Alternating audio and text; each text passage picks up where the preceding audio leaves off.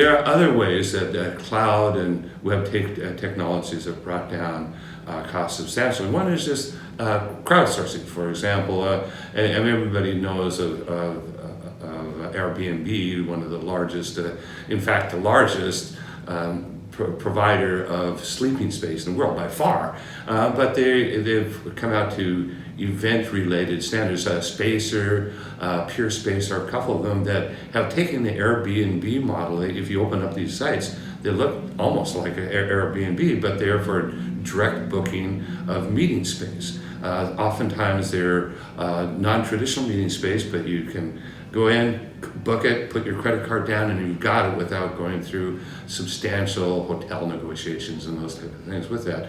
But there's other crowdsourcing models. For example, allarideas.org.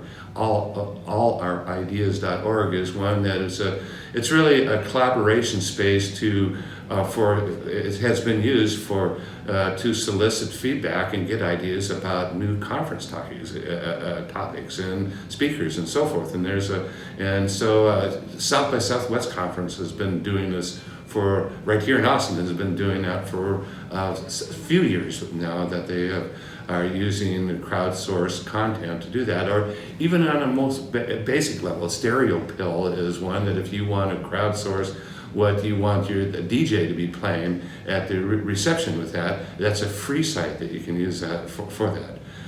Also, I'm interested in the collaboration tools out there that are they're free to use and pretty low cost when you consider what they do.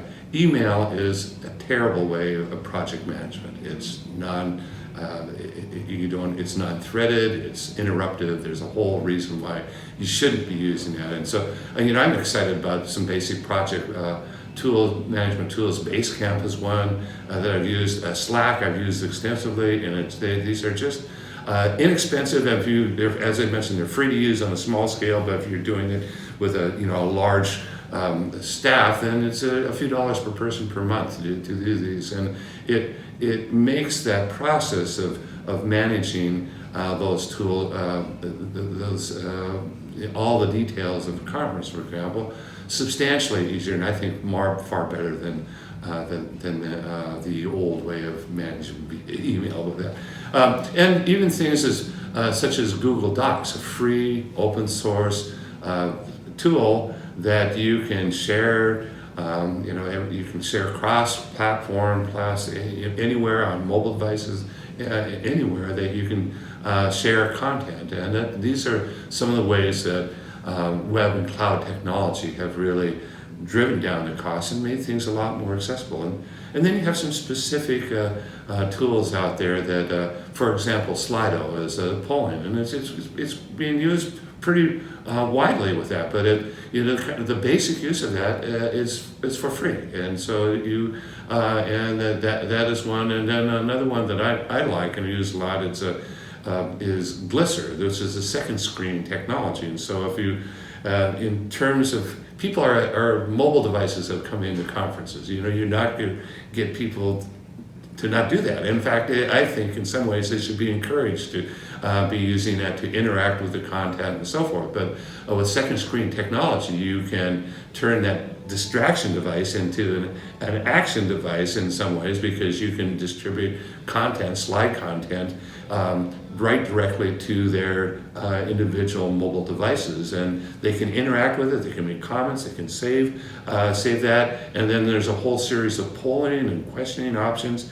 And Glisser, the basic model, which is I think very robust, is for free as well. So these are some of the examples of how these newer technologies that are, web-based technologies, that cloud-based technologies, they're built at their core, if they've been built in the last 3 or 4 years, to be interoperable with other software. They're internationalized. They're across any type of platform. They're mobilized with that.